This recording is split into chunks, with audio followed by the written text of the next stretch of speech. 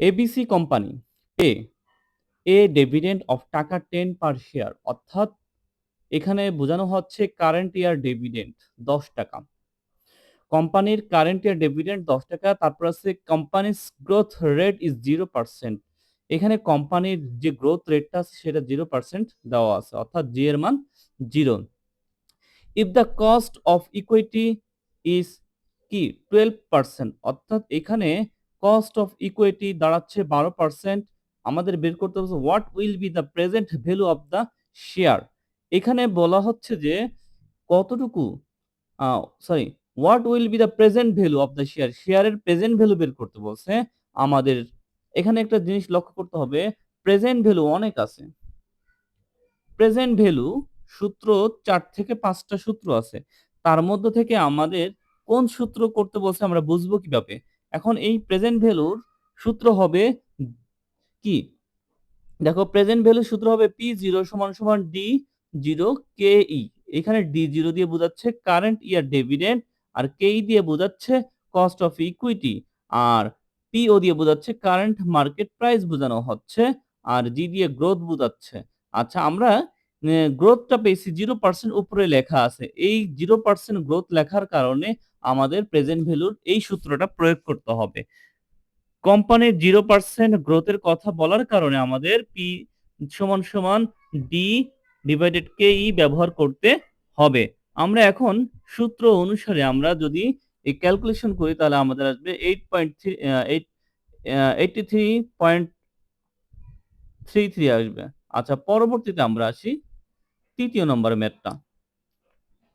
এখানে কি বলছে দেখো, Mohana company limited currently pay annual dividend of টাকা 10, অর্থাৎ এই মোহনা কোম্পানির বর্তমান কারেন্ট ডিভিডেন্ড হলো ১০ টাকা, which is expected to grow at 6 কি constantly cost of common stock is 12%। এখন একটু লক্ষ্য করে দেখি আমরা, কারেন্ট ডিভিডেন্ড আছে আমরা পাইছি 10%, আর এখানে বলা আছে which is expected to growth at 6%। আমাদের এখানে গ্রোথ রেট দেওয়া আছে 6%।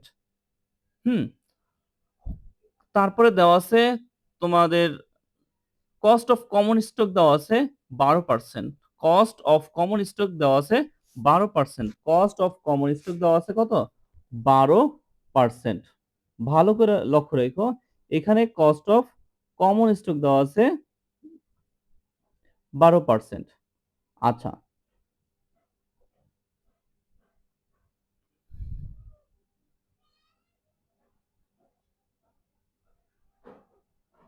Calculate the value of common stock, আমাদের এখানে বের করতে বলছে calculate the value of common stock. Common স্টকের কি সূত্র প্রয়োগ করতে হবে এখন।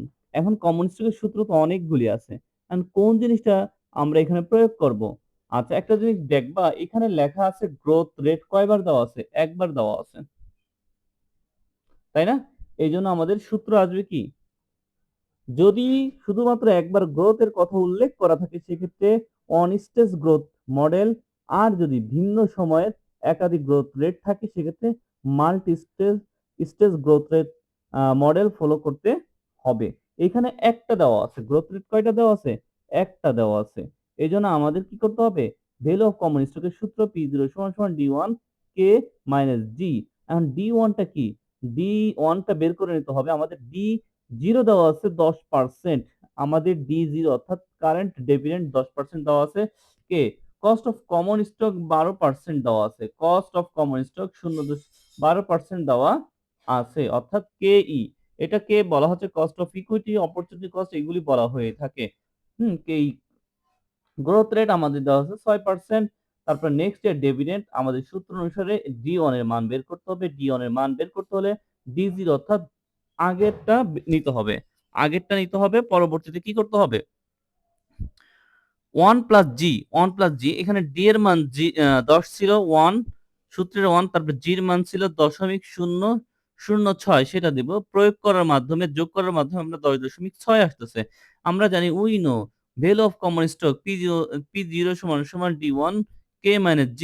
তাহলে এখানে D1 কত আসছে? আমরা D1 পাইছি 10.6, কে এর মান কত পাইছি? কে এর মান পাইছি 0.12 মাইনাস জি এর মান কত পাইছি? 0.06। এখন প্রয়োগ করার মাধ্যমে আমাদের আসে কত? 176.67। আশা করি বুঝতে পারবো তোমরা।